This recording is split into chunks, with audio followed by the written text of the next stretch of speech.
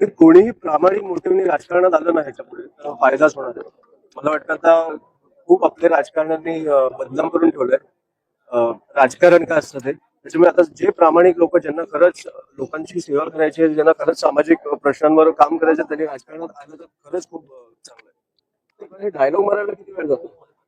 रस्त्यात उतरून काम करायला मेहनत लागते, ती ते करायची नाहीये त्यांना. उच्च शिक्षण मंत्र्यांनी कधी कॉलेज लेवलला दौरा काढलाय? शिक्षण मंत्र्यांनी कधी शाळा लेवलला दौरा? तुम्ही शाळांची परिस्थिती बघितली महानगरपालिकेची काय चालू आहे?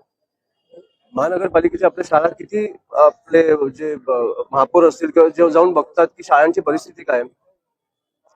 मला वाटतं अभिजित पण तिकडे कामाला लागले ते हिंगोली पासून शाळांची खूप भीषण परिस्थिती आहे. मी आता बघतोय अभिजित काय ते ज्या ज्या व्हिडिओज मध्ये टाकतात की इतर शाळांमधनं येऊन मुलींना बसवलं जातं चांगल्या युनिफॉर्म मध्ये की हे आमच्या शाळेतले. किती खोटं बोलताय तुम्ही आणि कशाला बोलताय? याला किती वेळ लागतो साफ करायला तुम्हाला?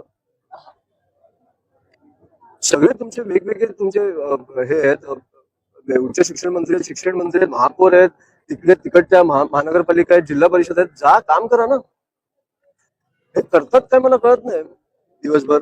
एका बाजूला हे डायलॉग बोलायला खूप आहे. आता ते जेनझिनमुळे जी फाटली आहे ना त्याच्यामुळे हे आता लाईनीवर आले. आणि खरंच मी तुम्हाला सांगतो जे 1-1.5 महिने आम्ही पण जे ह्या तरुणांकडनं शिकलोय ना हे खरंच त्यांना हॅट्स ऑफ.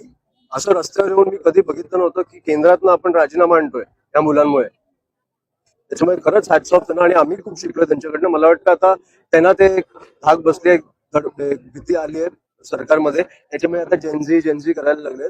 तरुणांना येऊन रस्त्यावर भेटा, त्यांच्या विषय जाणून घ्या आणि सोडवा.